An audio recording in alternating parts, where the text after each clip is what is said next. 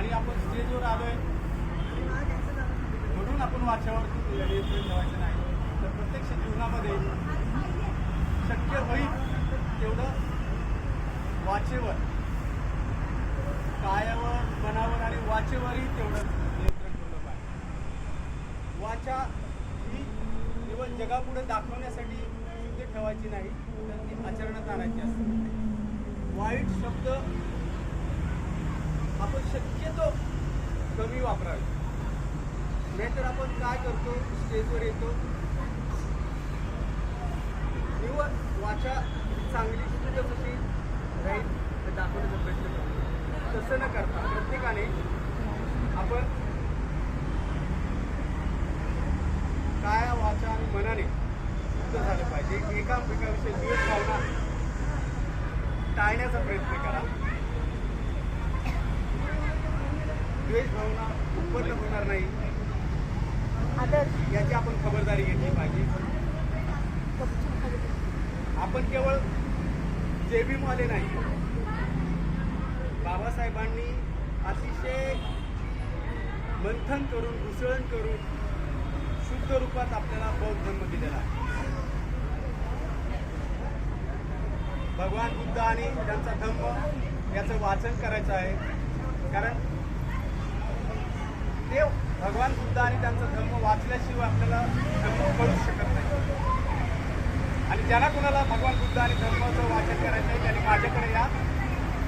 माझ्याकडे पुस्तकं आहेत, धम्म, भगवान बुद्ध आणि त्यांचा धम्म, 2-3 पुस्तकं आहेत, ते वाचा. त्याचं वाचन केल्याशिवाय आपल्याला धम्म कळू शकत नाही.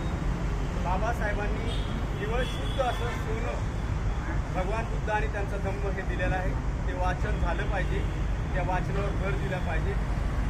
त्या वाचल्याशिवाय बौद्ध धर्म हा जगामध्ये आहे, पण बाबासाहेबांनी जगातला बौद्ध धर्म स्वीकारलेला नाही. पण त्यातलं जे चांगलं आहे, चांगलं शोधून, चायनामध्ये बौद्ध धर्म आहे, जपानमध्ये बौद्ध धर्म आहे, थायलंडमध्ये बौद्ध धर्म आहे, श्रीलंकेमध्ये बौद्ध धर्म आहे, जवळजवळ 40-48 देशामध्ये बौद्ध धर्म आहे. सरसकट बाबासाहेबांनी बौद्ध धर्म स्वीकारला नाही. बाबासाहेबांनी या सगळ्या देशातील बौद्ध धर्माचा अभ्यास केला, त्यांचं मंथन केलं आणि त्या मंथनातून जे निष्पन्न झालेलं आहे ते भगवान बुद्ध आणि त्यांचा धम्म.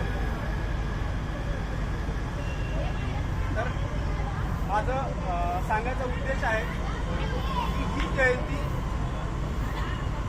कितवी आहे याच्यापासून सुरुवात झाली पाहिजे.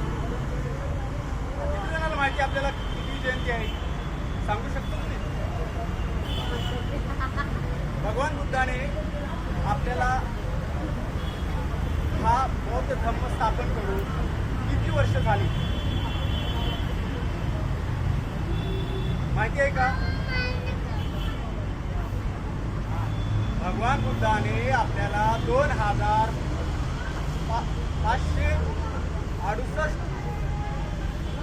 वर्षापूर्वी बौद्ध धर्म दिलेला आहे. किती वर्षापूर्वी?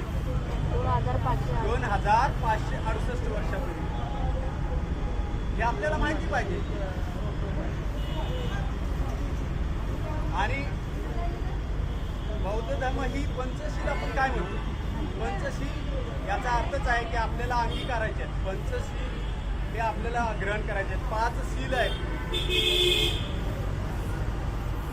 त्यात आपण रोजच बोलतो पानातिपाता, बेरमणी, सिक्कापदम, समाध्या, विमुसावादा, हे सगळं. ते नक्की काय पंचशील? हे 5 शील काय आहे? तर सांगण्यापूर्वी आपण वंदना घेऊ, त्यानंतर मी तुम्हाला 5 शील सांगतो. तर आपण श्रीकृष्णाचं पंचशिलाचं ग्रहण करूया. सामुदायिकरित्या त्रिशरण पंचशील.